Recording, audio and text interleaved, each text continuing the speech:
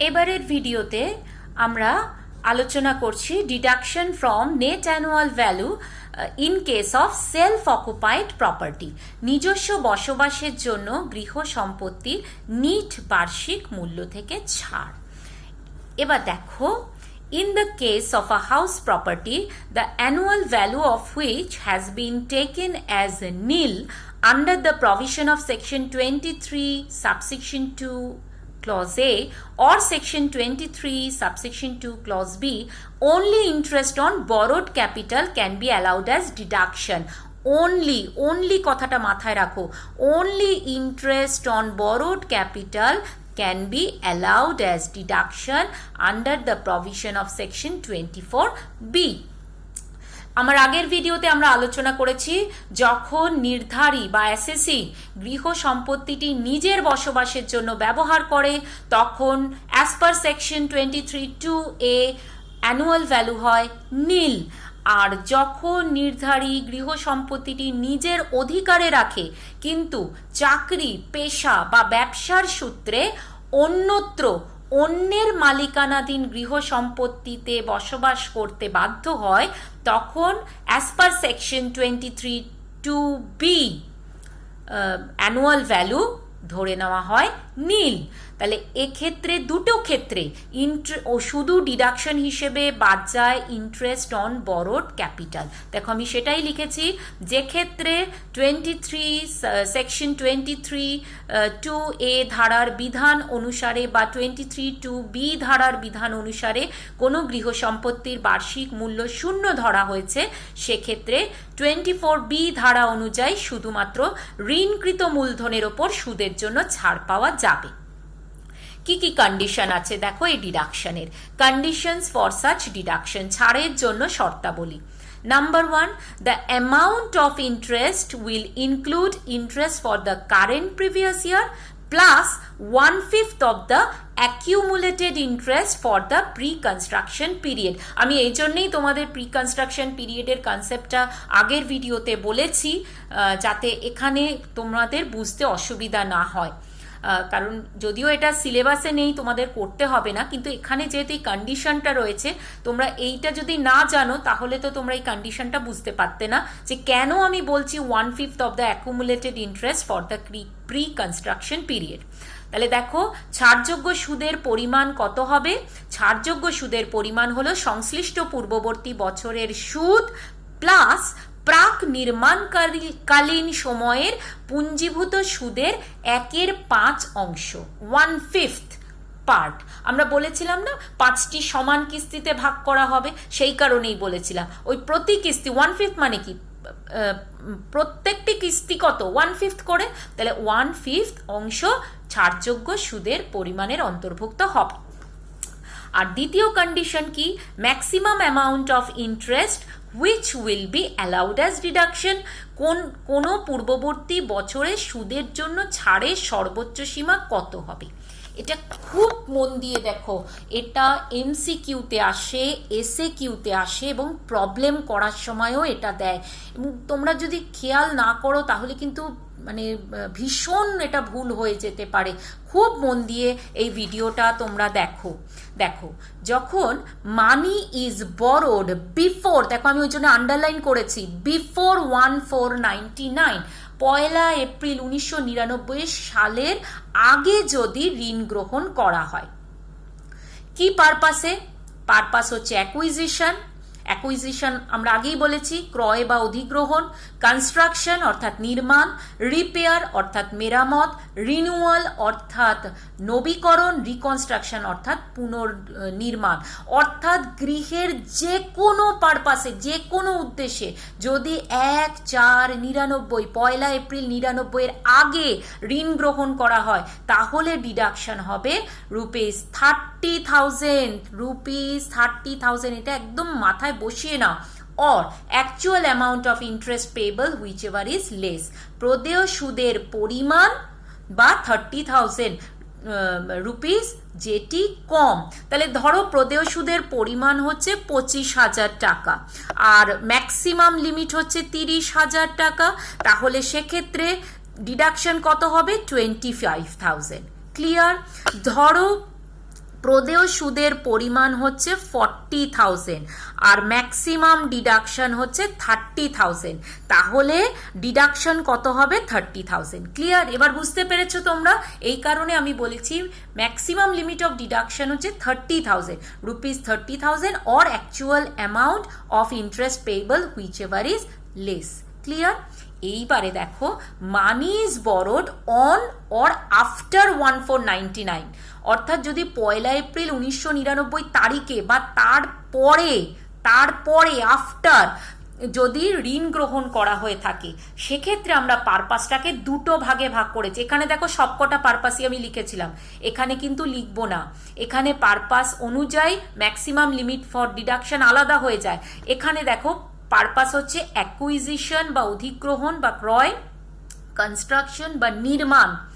এক্ষেত্রে maximum limit of deduction হচ্ছে 2 lakhs। সেই কারণেই আমি লিখেছি rupees 2 lakh or actual amount of interest payable whichever is less। প্রদেয় সুদের পরিমাণ বা 2 লাখ টাকা যেটি কম।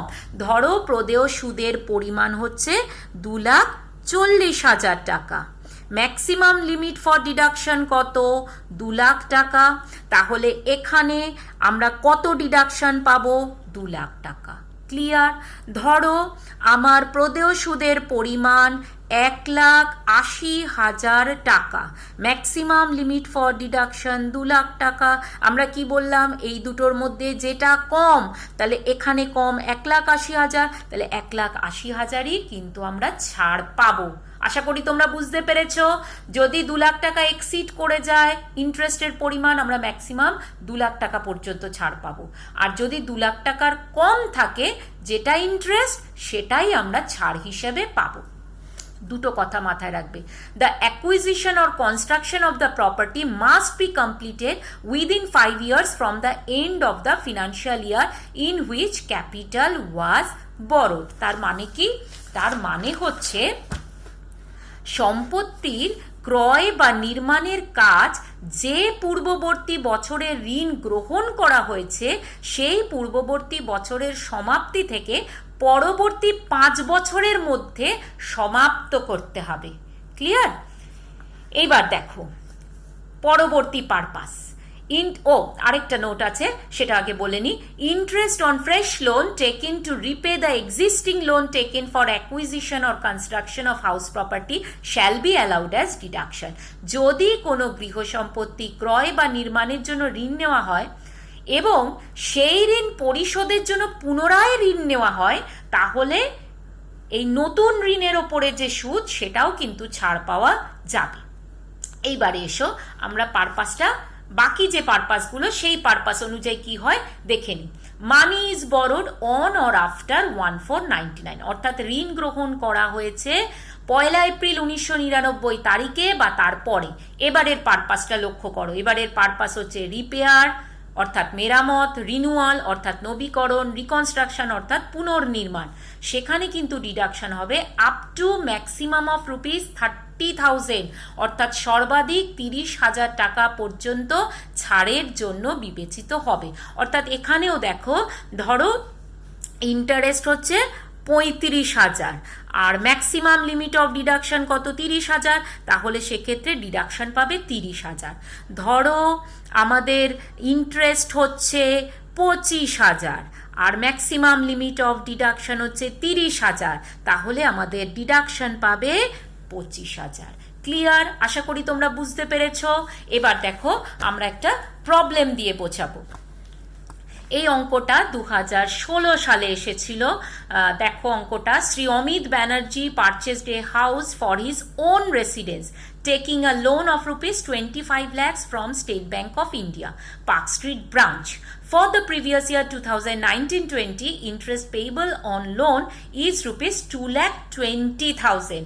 Determine his income under the head income from house property for the assessment year 2020-21. The computation of income from house property of Sri Amit Banerjee, a resident individual for the assessment year 2020-21 relating to the previous year 2019-20.